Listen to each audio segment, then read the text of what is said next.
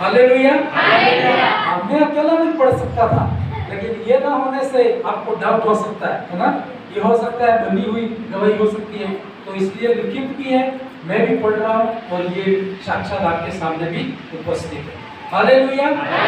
इस भाई का नाम लक्ष्मण है और इस बहन का नाम टीना है।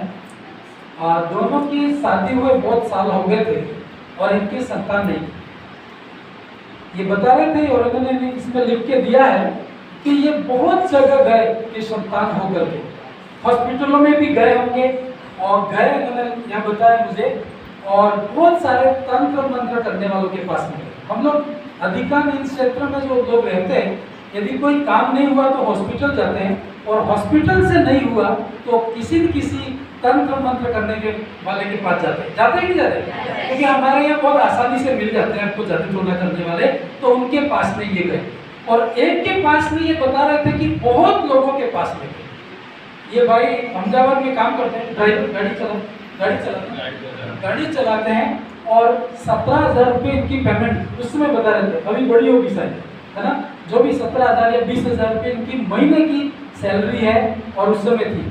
तो ये बता रहे थे कि 20,000 या 17,000 हमारी सैलरी थी, इसके बाद भी हम कपड़े नहीं खरीद पाते थे। तो मैंने कहा इतनी पेमेंट है, कपड़े क्यों नहीं खरीद पा रहे? तो ये बोले जो भी पैसा आता था जादू टोने वालों के पास जाते, जिसके भी पास गए वो बोलते थे कि ये करना पड़ेगा और आपकी संतान हो जाएगी। कईयों ने तो बलि भी मांगी होगी, है ना? मुर्गे बकरे जो भी इनको देने थे वो सब दिए, और सब कुछ करने के बावजूद भी बहुत खर्चा किया। ये बता रहे थे इसमें कि लाख रुपए से भी ज्यादा, है ना, इनको गिनती नहीं पड़ी, बोल रहे थे कि लाख से भी ज्यादा हमने संतान के लिए खर्चा किया, है ना? जादू टोनों के पास इधर उधर गए होंगे, हर बात में इन्होंने खर्चा किया, और अंत में वो जादू टोने वालों ने यूं कहा, एक शब्द कहा, बता रहे थे कि तेरी संतान होगी नहीं, ऐसा बोला था, ऐसा बोला था। हालेलुया। इतना खर्चा करने के बाद लास्ट में उसने क्या बोल दिया कि आपकी संतान होगी नहीं। तो पहले बोल देता, यदि पहले बोलता तो इतना खर्चा तो नहीं होता। हालेलुया।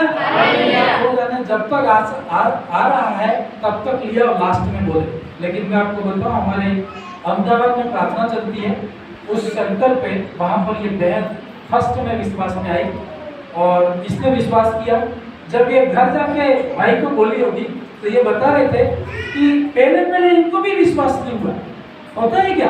बोले कि बहुत जादू टोने वालों के पास में गए और अब यीशु मसीह पर विश्वास करने से क्या हो जाएगा? थोड़े दिन तो झगड़ा भी हुआ होगा दोनों का, है ना? कि अभी शायद आपके सामने नहीं बोल सकते, लेकिन ऐसा होता है कि यीशु पर विश्वास करने से क्या होगा? अपन ने बहुत खर्चा किया, लेकिन ये बहन विश्वास में बनी रही और ये भाई ने भी विश्वास किया, दोनों ने विश्वास किया। हालेलुया।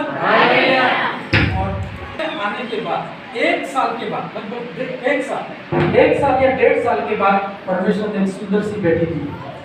हालेलुया। थोड़ी सी और इसकी गवाही है। जब ये बहन की डिलीवरी तो नॉर्मल डिलीवरी कितने महीने में होती है? जानते नहीं जानते? नॉर्मल 9 महीने ना। और ये बोल रहे आपके इस बच्चे को जन्म होने में कितना टाइम हो गया? 10 महीने और 12 दिन, है ना? ऐसा होता नहीं है ना, 1000 में 1 केस ऐसा होगा ना। तो जब ये डॉक्टर के पास में गए तो डॉक्टर भी बोला कि ऐसा कैसे हुआ, और शायद ऑपरेशन करना पड़ेगा, शायद इसकी जान को भी खतरा हो सकता है, ऐसी बहुत सारी बातें बोली। तो 9 महीने तक तो वेट करते, 10 महीने हो गए, 10 महीनों ऊपर 12 दिन हो गए, तो ये बहुत परेशान हो गए कि क्या होगा करके। हालेलुया। और सारी बातों के बावजूद ये उस समय डॉक्टर ने बोला, लेकिन ये सीधे यहाँ प्रार्थना भवन में आए।